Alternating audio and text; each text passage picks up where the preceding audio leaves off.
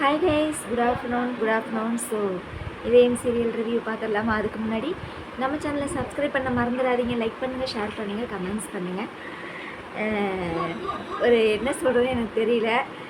Video ஷார்ட்ஸோ ஏதாவது போட்டோம்னா subscriber வந்து முன்னாடி வருது. அப்புறம் வீடியோ ஷார்ட்ஸ் ஏதாவது போடலைன்னா சப்ஸ்கிரைப் அப்படியே அபோட்டனில் திரும்பி போயிட்டே இருக்குது. என்னன்னே தெரியல. நேற்று வரைக்கும் 55 இருந்தது, நீங்கள் 54 ஆகி போச்சு. ஐயோ, இந்த யூடியூப் தான் இப்படி பண்ணுதா இல்லை ஐயா என்ன? இல்லை சப்ஸ்கிரைப் பண்ணவங்களே அன்சப்ஸ்கிரைப் பண்ணுறாங்களா? ஐ டோன்ட் என்ன நினைக்கிறதுனே தெரியல. I don't think about anything. சரிங்களா? Okay, done. அப்புறம் கைஸ், இதயம் சீரியல் இன்னைக்கு எபிசோடு எப்படி போச்சு? ரொம்ப வில்லத்தனமாக இருக்குது சீரியல் எல்லாமே. சினிமா தான் அப்படி எடுக்கிறாங்க அப்படின்னா, இப்போ சீரியலும் வந்து பார்த்திங்கன்னா அந்த மாதிரி தான் ஆயிட்டுருக்குது. சினிமாக்கெலாம் அந்த சென்சார் போர்டு அந்த மாதிரிலாம் இருக்குல்ல கைஸ், அது மாதிரி சீரியலுக்கு அந்த மாதிரிலாம் இல்லையோ? இல்லை, எனக்கு தெரியல, அதனால தான் கேட்குறேன். அப்படி இருந்தால் எனக்கு கமெண்ட்ஸில் சொல்லுங்கள், இல்லைன்னாலும் கமெண்ட்ஸ் சொல்லுங்கள், ஏன்னா நானும் தெரிஞ்சுக்கிறேன். சரிங்களா? ஏன்னா இந்த மாதிரி இவ்வளோ ஒரு வல்கரான ஒரு திங்கிங், ரிவெஞ்ச் மாதிரி, அதாவது ஏதாவது ஒரு தீய வைக்கிறது, இந்த மாதிரிலாம் காமிக்கும்போது சீரியல் பார்க்குறதுக்கு வந்து ரொம்ப இரிட்டேட்டிங்காக இருக்குது. புரியுதுங்களா? அதைத்தான் நான் சொல்ல வந்தேன். அந்த மாதிரி இருந்தால் எனக்கு சொல்லுங்கள். சரிங்களா? ஏன்னா எனக்கு இது ப்ரிவியூவில் கூட கேட்டிருந்தாங்க, சீரியலில் அந்த மாதிரி இல்லை, அந்த மாதிரி தான் சொன்ன மாதிரி எனக்கு தெரிஞ்சது. பட் எனக்கு தெரியல. உங்களுக்கு தெரிஞ்சால் நீங்கள் சொல்லுங்கள். சரிங்களா? ஸோ இன்றைக்கி எபிசோடை எனக்கு ரிவ்யூ பண்ணுற அளவுக்கு கண்டென்ட் அப்படிங்கிறது வந்து பார்த்திங்கன்னா கொஞ்சம் தான் இருக்குது. நான் இன்றைக்கி எவ்வளோக்கு எவ்வளோ வீடியோவை சீக்கிரமாக முடிக்க முடியுமோ அவ்வளோக்கு நான் சீக்கிரமாக முடிக்கிறேன். சரிங்களா? என்ன அப்படின்னா, அதான் அந்த மித்ரா வந்து அந்த வீடியோவை அந்த லேப்டாப் பற்றிலாம் சொல்லிக்கிட்டு இருப்பா இல்லையா? அப்போ பவானி டென்ஷன் ஆகி அந்த லாக்கரை உடைக்கிறதுக்காக எல்லாம் பிளான் போட்டிருப்பாங்க. அதாவது ஆதி வந்து ஆஃபீஸை விட்டு வெளியே போன உடனே இந்த மாதிரி இந்த பிளானை வந்து எக்ஸிக்யூட் பண்ணலான்னு சொல்லி இவங்க எல்லாம் பிளான் போட்டு வச்சுருப்பாங்க. ஆனால் அந்த பிளானை உடைக்கிற விதமாக என்ன நடக்கும் தெரியுங்களா? நம்ம கூமுட்டை இருக்குல்ல, கூமுட்டை எல்லாரும் ஆஃபீஸை விட்டு போயிடுவாங்க. இவன் மட்டும் ஆஃபீஸில் உட்காந்துட்டு மித்ரா என்ன பண்ணுறா, சுதாகர் வேறு ஆஃபீஸ்க்கு வந்திருப்பானா, என்ன சுதாகரா இந்த நேரத்துக்கு ஆஃபீஸ் வந்திருக்காப்புல அப்படின்னு சொல்லி அப்பா சிஐடி வேலை பக்காவாக பார்த்துக்கிட்டு இருக்கிறாங்க உங்கள் ஃபேவரட்டு பாரதி மேடம். சரிங்களா? என்ன நடக்குது? அதுக்கப்புறம் போய் இவளும் வந்து அந்த சிசிடிவி ஃபுட்டேஜை பார்த்து மித்ரா வந்து எதுக்காக ஆதி ரூம்குள்ளே போனா அப்படின்னு சொல்லி அந்த சிசிடிவியை வச்சு கண்டுபிடிக்கிறா. அப்போ மித்ரா வந்து ஏதோ ஒரு பொருளை தேடுற மாதிரி பார்த்துட்டா. ஏதோ பொருளை தேடுறா அப்படின்னு சொன்னேன். இவளுக்கு எப்படி லேப்டாப் அப்படிங்கிறது எனக்கு தெரிய வந்துச்சு அப்படிங்கிறது எனக்கு தெரியல. இல்லை ஏதாவது ஒரு ஃபைலை தேடி இருக்கலான்னு கூட நினச்சிருக்கலாம். ஆனால் அவள் அதை நினைக்கவே இல்லை. ஆதியோட லேப்டாப்பை தான் தேடுறா அப்படிங்கிறது பாரதிக்கு எப்படி தெரியும்? ஓகேங்களா? யோசித்து பாருங்கள். இது வரைக்கும் அவளுக்கு என்ன பிரச்சனை, மித்ரா ஏன் இப்படி படபடப்பாக இருக்கிறா, சுதாகர் ஏன் உள்ளே வந்தான் ஆஃபீஸ்க்குள்ளே அப்படிங்கிற எந்த விஷயமே பாரதிக்கு தெரியாது. ஆனால் ஒரு சிசிடிவி ஃபுட்டேஜை வச்சு மித்ரா வந்து ஆதியோட லேப்டாப்படா தேடுறா அப்படிங்கிறது பாரதிக்கு எப்படி தெரியும்? புரியுதுங்களா? இங்கே நீங்கள் தயவுசெய்து இதை நோட் பண்ணுங்கள். சரிங்களா? அதுக்கப்புறம் வந்து லேப்டாப்பை தான் தேடுறான்னு சொல்லி தெரிஞ்சுக்கிட்டா. ஆனால் அந்த லேப்டாப் ஆதியோடதே இல்லையில கைஸ், நீங்கள் நல்லா கவனித்து பாருங்கள். அந்த லேப்டாப்பு ஆதியோடதா சொல்லுங்கள்? அது வந்து அந்த இன்னொருத்தரோடது. அந்த ஆள் வந்து இந்த மாதிரி காடுகளை காப்பாற்றி காட்டில் வாழ்கிற பறவைகள், விலங்குகள், இவங்களை எல்லாத்தையும் காப்பாற்றுற ஒரு ப்ரொடெக்ஷனான ஒரு டிபார்ட்மெண்ட்டு. அதுக்கு ஃபண்ட் கலெக்ட் பண்ணுறதுக்காக டொனேஷன்ஸ்க்காக எதிர்பார்த்து ஆதிக்கிட்ட வந்து கேட்டிருப்பார்.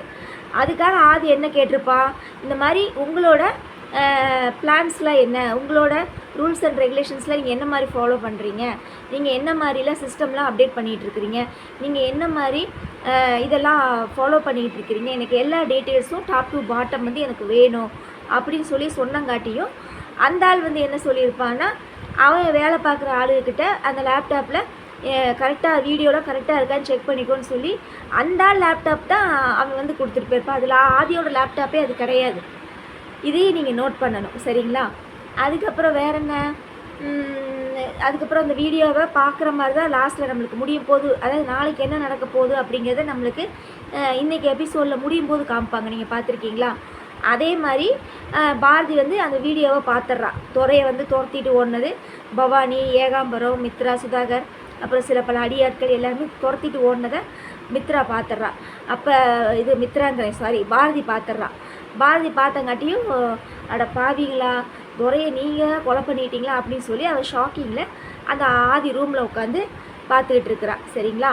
அப்புறம் இந்த இடத்துல ஒரு ட்விஸ்ட் இருக்குது. என்னென்னா, மித்ராவும் சுதாகரும் பாரதி கிட்ட போய் நேரடியாக அந்த விஷயத்தை கேட்டிருக்கலாம். எதுக்காக நீ ஆதி ரூமில் வந்து என்ன பண்ணிகிட்டு இருக்கிற, ஆதியோட லேப்டாப்பில் நீ என்ன பண்ணுற அப்படின்னு சொல்லி இவங்க கொஸ்டின் அரேஸ் பண்ணியிருக்கலாம். ஆனால் இவங்க கேட்கவே இல்லை. ஆனால் அந்த இடத்துல ஏன் அதை கேட்கலன்னு எனக்கு தெரியல. சரிங்களா? அதுக்கப்புறம் என்ன நடக்குது, பவானி ஆஃபீஸ் ரூம்குள்ளே வர்றாப்புல. ஆஃபீஸ் ரூமில் வந்தோடனே என்ன ஆச்சு, நம்ம பிளானை எக்ஸிக்யூட் பண்ணிங்களா பண்ணலையா, லாக்கரை உடைச்சிங்களா உடைக்கலையா அப்படின்னு பவானி கேட்க சுதாகரும் மித்ராவும் பேன்னு பதில் சொல்லிகிட்டே இருக்கிறாங்க. நம்ம அதெல்லாம் சொன்னோன்னு வச்சுக்கோங்களேன், இப்போயே வீடியோ கொஞ்சம் லென்த்தாகி போச்சு. நானும் சீக்கிரம் முடிக்கலான்னு தான் பார்க்குறேன். எங்கே கைஸ் முடிய மாட்டேங்குது, சாரி மன்னிச்சுக்கோங்க. சரிங்களா?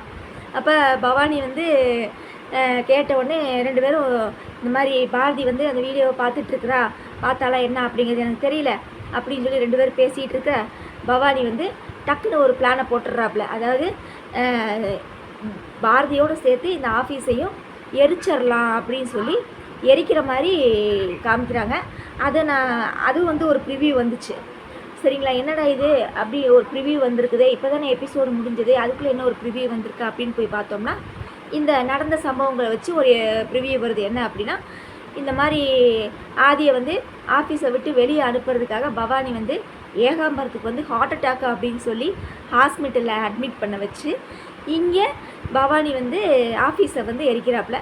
அப்போ வாட்ச்மேனாக யாருன்னு தெரில ஃபோனை போட்டு ஆதிக்கு வந்து இந்த மாதிரி நம்ம ஆஃபீஸ்லாம் எரியுதுங்க சார் அப்படின்னு சொல்லிடுறாப்புல.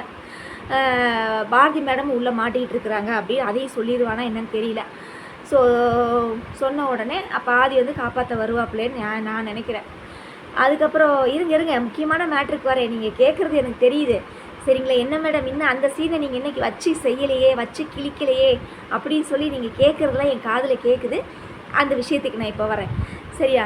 அதாவது இவ வந்து நேற்று மித்ரா டோரை திறந்து இந்த அம்மா போய் ஆதி மேலே விழுந்து, எனக்கு தெரிஞ்சு நீங்கள் நல்லா கவனித்து பாருங்களேன், இவ டோரை திறந்த உடனே மித்ரா வந்து பாரதி வந்து மித்ரா வந்து கதவை திறந்தோடனே பாரதி வந்து ஆதி மேலே உழுக போவாள்.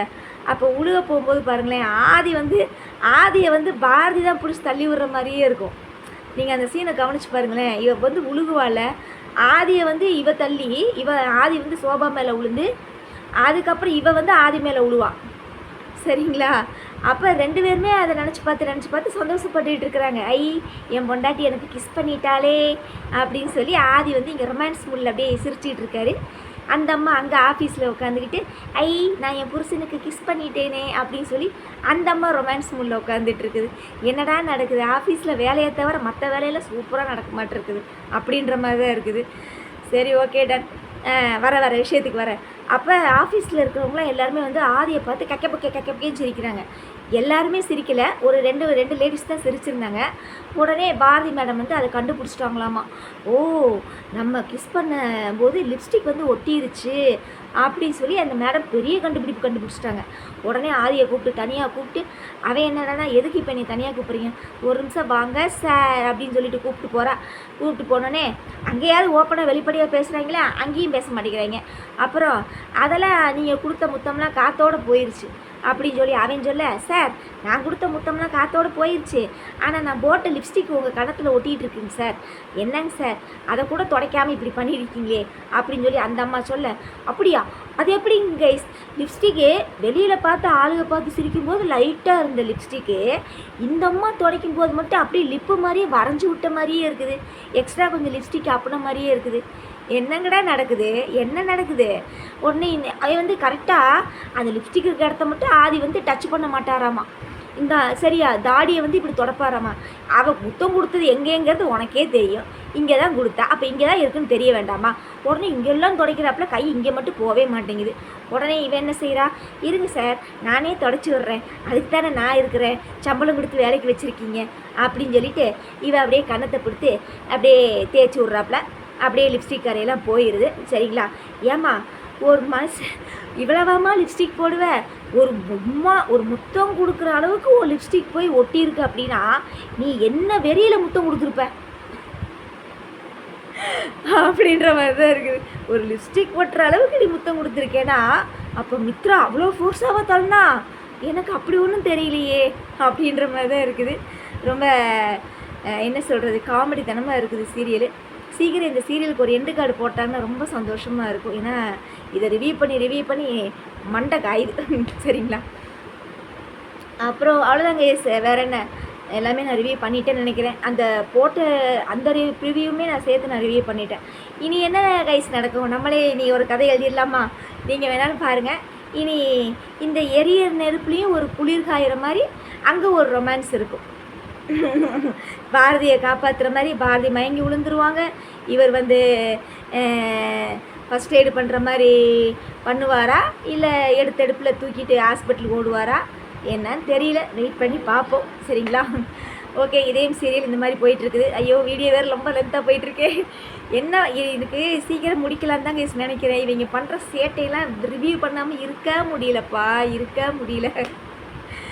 ஓகே கேஸ், வேறு என்ன சீரியல்? கார்த்திகை தீபம் நான் ரிவ்யூ பண்ணவே மாட்டேன். சரிங்களா? எனக்கு அந்த சீரியல் பிடிக்கல. சாரி, யாரும் நீ தப்பாக நினச்சிக்காதீங்க ப்ளீஸ். என்னோடய ரிவ்யூ பார்க்குறவங்க எல்லாருமே என்ன இந்த அக்கா வந்து கார்த்திகை தீப சீரியல் பிடிக்கல அப்படின்னு சொல்கிறாங்களே அப்படின்னு யாரும் நீ நினச்சிக்காதீங்க. உண்மையிலேயே நீங்களே சீரியல் பார்க்குறீங்களா, நீங்களே மனசாட்சியத்தோடு சொல்லுங்கள். சில பேர் வந்து கார்த்தியோட ஃபேன்ஸாக இருப்பீங்க, சில பேர் ரேவதியோட ஃபேன்ஸாக இருப்பீங்க. நான் ஃபேன் பேஸ்டு அடிப்படையில் நான் பேச வரல. கதையோட அடிப்படை தளம் தவறாக இருக்குது. அதனால எனக்கு அந்த சீரியல் பிடிக்கல. அதனால் நான் பார்க்குறதையும் விட்டுட்டேன். அதனால் நான் என்னால் ரிவ்யூ பண்ண இஷ்டமும் இல்லை. சரிங்களா? அப்புறம் வேறு என்ன சீரியல்? ஆஸ் யூஷுவல் வீரா ஃபைட் சீன் தான். வாரிசு அதே மாதிரி ஃபைட் சீன் தான். சிபிக்கும் தமிழுக்கும் ஃபைட்டு. ஸோ வேறு என்ன சீரியல்? அண்ணாமலை குடும்பம், அது ஒரு ஃபைட் சீன். எல்லாமே ஒரு ஃபைட் சீன்லேயே போயிட்டுருக்குது. அதனால் மற்ற சீரியல்லாம் ரிவ்யூ பண்ணுற அளவுக்கு நம்மளுக்கு மைண்டு செட் ஆகலை. சரிங்களா? ஏன்னா எல்லா சீரியலும் ஒரே மாதிரியே தான் இருக்குது. ஆனால் ஒன்று மட்டும்தான், ஜீ தமிழை பொறுத்தளவு கோயிலில் தப்பு பண்ணுற மாதிரி சீன்ஸ்லாம் எடுக்கிறாங்க, ஹாஸ்பிட்டலில் தப்பு பண்ணுற மாதிரி சீன்ஸ்லாம் எடுக்கிறாங்க. அப்புறம் ரொம்ப ரிவெஞ்ச் ஸ்டோரியாக இருக்குது. இதயம் சீரியல் வந்து கதையை விட்டு வேறு ரோடு, அதாவது வேறு அனதர் வேலை வந்து ட்ராவல் பண்ணுற மாதிரி இருக்குது இந்த சீரியல். சரிங்களா? என்ன சொல்கிறது அப்படின்னா, அவன் கழுத்தில் செயின் இல்லை, அந்த செயினையே காணோம் ஆதி கழுத்தில். அந்த செயினை மையமாக வச்சு கதையை கொண்டு போனாங்கன்னா கூட ஓகே அப்படின்னு சொல்லலாம். அந்த செயினை காணா.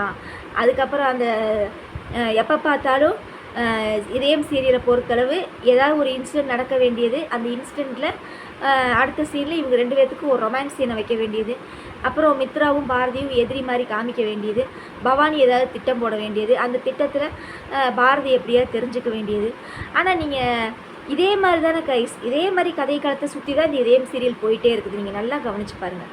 அப்புறம் இன்னொன்று, எல்லா உண்மையுமே வந்து பாரதிக்கு தெரிகிற மாதிரியே தான் இந்த சீரியல் எடுக்கப்படுது. ஆதிக்கு தெரிகிற மாதிரி எடுக்கப்பட மாட்டேங்குது. ஒருவேளை நான் ஏதாவது என்னோடய கணிப்புப்படி ஆதிக்கு வந்து எல்லா உண்மையும் தெரிஞ்சு அவன் நடிக்கிறானா அப்படிங்கிறது தான் எனக்கு டவுட்டாகவே இருக்குது. எனக்கு ஆரம்ப காலகட்டத்திலேருந்தே அந்த ஒரு டவுட் இருந்துக்கிட்டே இருக்குது. அந்த டாக்டர் அம்மா வந்து நடந்த விஷயத்தெல்லாம் சொல்லும் பார்த்தீங்களா, சரவணனும் வந்து பாரதி தான் உன் பொண்டாட்டி, தமிழும் ஆதியும் தான் உன் பிள்ளைன்னு சொல்லி எல்லாம் சொல்லுவான் இல்லையா?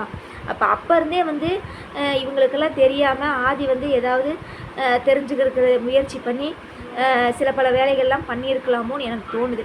ஏன்னா நீங்கள் இந்த சீரியலை பொறுத்தளவு தமிழ் படம் மாதிரி பார்க்காதீங்க. மலையாள படம் பார்த்தீங்கன்னா, மலையாள படங்கள்லாம் பார்த்தீங்கன்னா கதையை நோக்கியே தான் கதைக்களம் இருக்கும். நல்லாயிருக்கும். தமிழ் படங்களை விட மலையாள படம் வந்து பார்த்திங்கன்னா ஒரு ஸ்டோரிக்குள்ளேயே நம்மளுக்கு ஒரு ட்விஸ்ட் வச்சுட்டே இருப்பாங்க. இவனாக இருக்குமோ நம்மளே போட்டு மண்டையை குழப்புவாங்க. அந்த மாதிரி ஃபைனல் டச்சாக ஒன்று கொடுப்பாங்க தெரியுமா, அங்கே தான் ஹைலைட்டே இருக்குது. அதே மாதிரி இவங்கெல்லாம் நினச்சிட்டு இருக்கிறாங்க, யார்? பவானி, மித்ரா, பாரதி, சுதாகர், ஏகாம்பரம், கண்ணாடி பாட்டி, மீனாவோட அந்த திலகாமா, சரிங்களா? இவங்கெல்லாம் நினச்சிட்டு இருக்கிறாங்க, ஐயோ முக்கியமான ஆளை விட்டேன் பாருங்கள், லண்டன் பாட்டி, நந்தினி, இவங்கெல்லாம் நினச்சிட்டு இருக்கிறாங்க ஆதிக்கு ஒன்றுமே தெரியலேன்னு. ஆனால் அவனுக்கு எல்லா விஷயமும் தெரிஞ்சு அவன் நடிக்கிறானோ அப்படிங்கிறது எனக்கு ஆரம்ப காலகட்டத்திலேருந்தே ஒரு டவுட்டாகவே இருக்குது. எனக்கு தெரிஞ்சு ஃபைனலாக அது வந்து ஒரு இதாகவே இருக்கும்னு நினைக்கிறேன். ஃபைனல் டச்சாக அது இருக்கும்னு நினைக்கிறேன். அப்படி இருந்தால் சீரியல் வேறு லெவலாக இருக்கும்.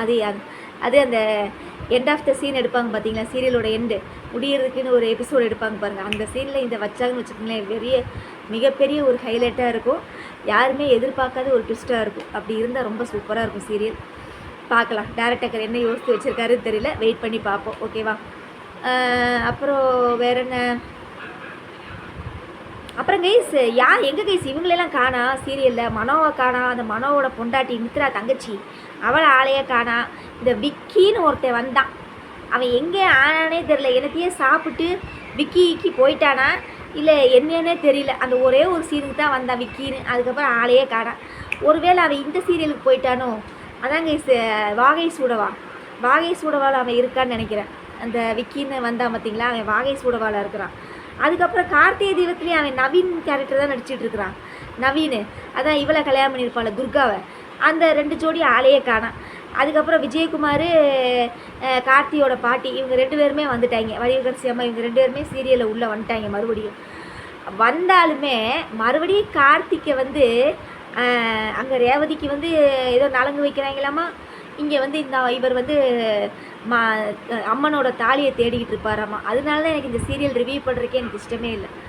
சரிங்களா? சாரி, யாரும் தப்பாக நினச்சிக்காதீங்க. ஸோ இன்றைக்கும் வீடியோ ரொம்ப லென்த்தாக போயிடுச்சு. நான் இதோட ஸ்டாப் பண்ணிக்கிறேன். ஸோ நம்ம நாளைக்கு ரிவ்யூவில் பார்க்கலாமா என்னன்னு எனக்கு தெரியல. நாளைக்கு ஒரு ஃபங்க்ஷன் இருக்குது கேஸ். அப்படி இல்லை அப்படின்னா நாளைக்கு எபிசோடும் வெட்னஸ்டே எபிசோடும் சேர்த்து நம்ம தேர்ஸ்டே பார்த்துடலாம். அப்படி தேர்ஸ்டேவும் என்னால் வீடியோ வந்து இது பண்ண முடியல அப்படின்னா எனக்கு கிடைக்கிற டயத்தில் நான் வீடியோ வந்து கண்டிப்பாக நான் அப்லோடு பண்ணிடுறேன். அப்படி வீடியோ அப்லோடு பண்ணலை அப்படின்னா எல்லாத்தையும் சேர்த்து வச்சு நான் ஃப்ரைடே கூட நான் அப்லோடு பண்ணிடுறேன். சரிங்களா? Sorry. Thank you guys, thank you so much. மறக்காமல் நம்ம சேனலை சப்போர்ட் பண்ணிகிட்டே இருங்க. நம்ம ஃப்ரைடே பார்க்கலாம். சரிங்களா? பாய்.